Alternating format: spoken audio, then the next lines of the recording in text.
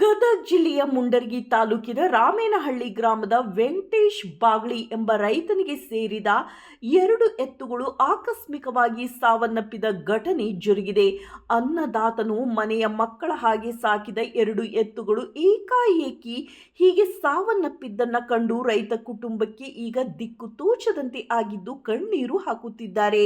ಇತ್ತೀಚೆಗೆ ಮಾರುಕಟ್ಟೆಯಲ್ಲಿ ಸುಮಾರು 1,20,000 ರೂಪಾಯಿ ಹಣ ನೀಡಿ ಈ 2 ಎತ್ತುಗಳನ್ನು ತೆಗೆದುಕೊಂಡು ಬಂದಿದ್ದೆ ಎಂದು ರೈತ ವೆಂಕಟೇಶ್ ಇವರು ತಮ್ಮ ಅಳಲನ್ನು ತೋಡಿಕೊಂಡಿದ್ದಾರೆ.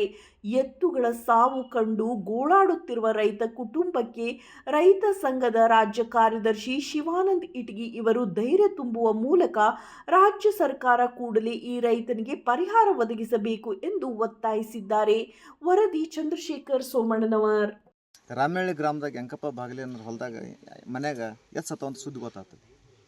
ಇದೇ ಸುದ್ದಿ ಲಕ್ಕುಂಡಿ ಗ್ರಾಮದಲ್ಲಿ ನಡ್ತಕ್ಕಂಥ ಶೋಧನಾ ಕಾರ್ಯದಲ್ಲಿ ಮನೆ ಕಟ್ಸೋ ಹೊತ್ತಿನಾಗ ಬಂಗಾರ ಸಿಕ್ಕ ಕೂಡಲೇ ಇಡೀ ರಾಜ್ಯಾದ್ಯಂತ ಸರ್ಕಾರ ಅವ್ರ ಹಿಂದೆ ನಿಂತಿತ್ತು. ಈಗ ನಮ್ಮ ರೈತರು ನೋವಿನಾಗ ನಮ್ಮ ಜೊತೆ ಕಂಡು ಬಿಟ್ಟು ತಲಕನಕ್ಕಾಗೋಲ್ಲ. ಇಷ್ಟಿದ್ರೆ ಯಾರು ಸರ್ಕಾರನೇ ಇಲ್ಲ, ಯಾವ ಎಮ್ ಎಲ್ ಇಲ್ಲ, ಯಾವ ಶಾಸಕರು. ಹಾಗಾಗಿ ಈಗ ನಮ್ಮ ರೈತರಿಗೆ ಸುಮಾರು 10 ಬೋರ್ ಹಾಕ್ಸಿ 30 ಎಕರೆ ಹೊಲದಲ್ಲಿ 10 ಬೋರ್ ಹಾಕ್ಸಿ ಒಂದು ನೀರಿಲ್ಲ.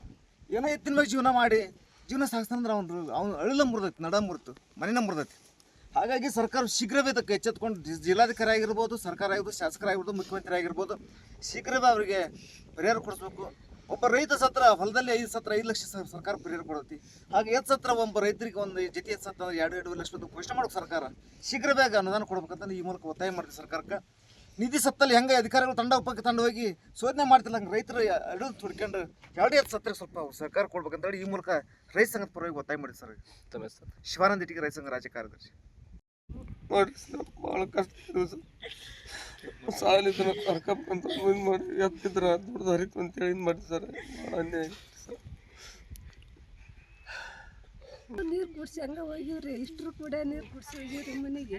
ಮಳೆ ಬರಾಗ ಹಂಗಾಗಿ